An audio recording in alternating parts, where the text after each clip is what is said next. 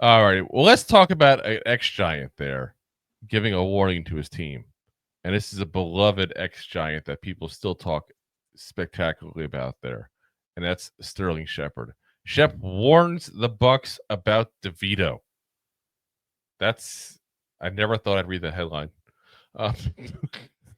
So here's the quote that Shep gave to the media today. He said, I love Tommy, man. He's definitely a very energetic guy. He's very confident. That's the reason I've been telling these guys. It's not somebody that we can take lightly. He's going to go out there with confidence and play his type of style ball. So, yeah, other than that, he's a great dude, and that was a time to be around for sure. So it's interesting that Shep's saying point blank, hey, don't sleep in this dude. And I feel like he's giving like the Brett Favre warning, like, don't sleep on this guy. He's gonna throw it and not give a damn. Like he's just that's a good comparison. Like he's gonna struck the ball and hope for the best. Yeah, don't sleep on it. Malik Nabers, you got him started. Actually, to follow up in the comment over here, when you're talking about a new quarterback coming into the system, quarterback or quarterback, who do they go to? Typically, their slot receivers and their tight ends. Yep. So Theo Johnson both playing at tight end this week.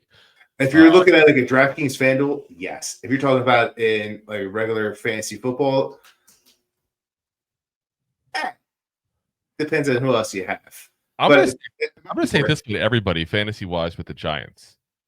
The Giants, if you have guys available that are big-time Giants players, and obviously everybody's going to have Neighbors in their leagues, but if you got Neighbors hands down, still top 10 receiver. Yeah, that's what I'm saying. But if you have a guy available like Darius Slayton or Theo Johnson, pick them up to stash them for a week or two and see what happens here with this change in DeVito, because this could go either way. I can see this offense start flying, and I didn't say flying to like the Bucs are flying, but at least being a 20-23 point week kind of team, no longer being the 14 points a week. I was going to say, you're going to average probably another 10 points per game.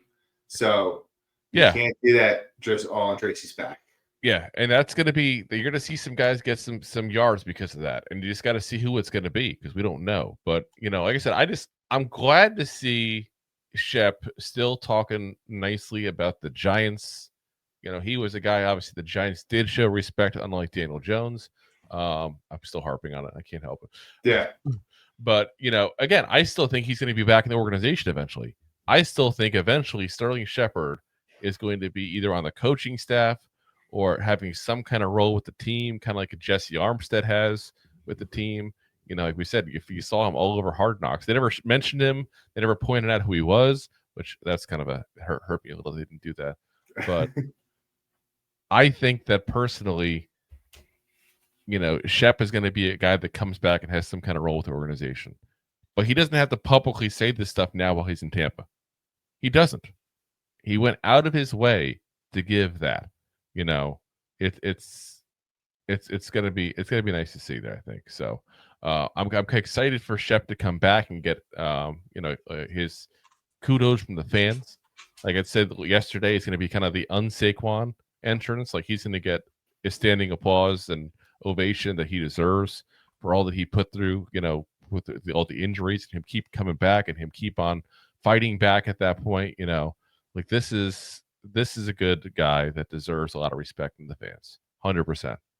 So, but unlike some players, I expect him to actually get the respect from the fans. If you like that clip, then you will love the full episodes too. Find us on your favorite podcast app and look for us on all your favorite social media platforms. Thanks so much.